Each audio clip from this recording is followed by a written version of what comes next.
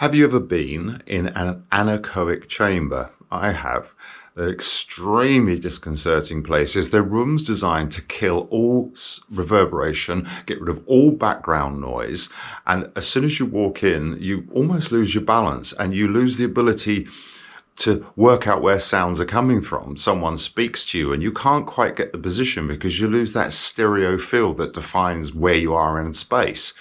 You can hear yourself swallow, you can hear your heartbeat. It's really disconcerting.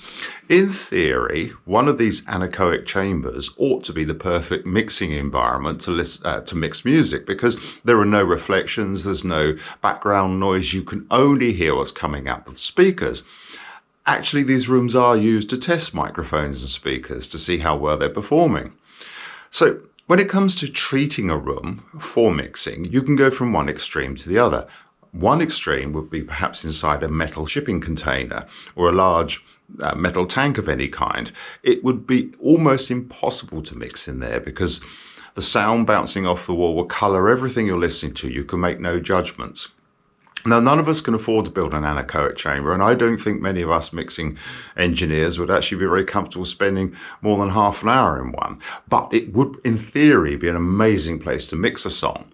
So, in terms of compromise or room treatment, I think it's important just to get something that's balanced, something that perhaps represents a typical kind of environment someone would listen to music in a room with furnishings, bookshelves, curtains, carpet, and so on.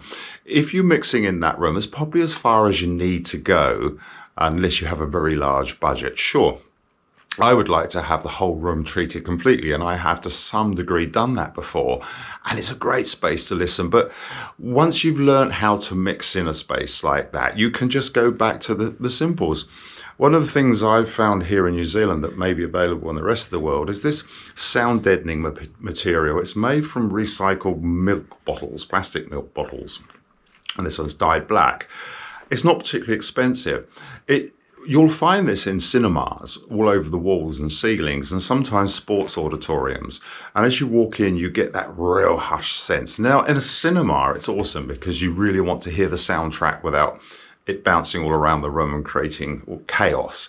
Same thing in a sports auditorium. This sort of thing works because it hushes the sound down so that you're not deafened by the complete cacophony. I mean, you know what it's like when you've been in a sports environment inside that's not treated, and there could be a couple of hundred people screaming and shouting. It's just chaos.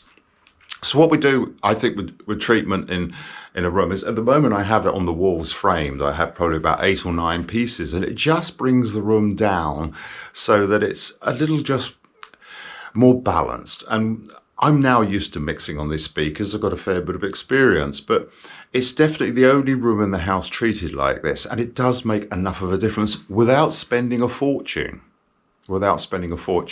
So people often talk about sound treatment and soundproofing. They're two totally different things.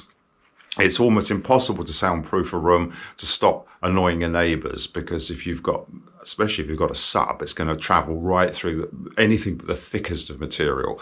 But sound treatment is still really important. You can do certain things to deaden a room, which will make it much easier to make objective decisions on your mixes, and that really is all it comes down to. So maybe wherever you are and you're looking for some material, I think in some countries you might use rock wool, but this stuff is just brilliant because it's got a nice shape and it's easy to frame and just hang. It's very lightweight.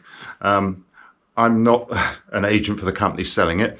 I can't even remember what it's called. I don't know what the brand name is, but it works.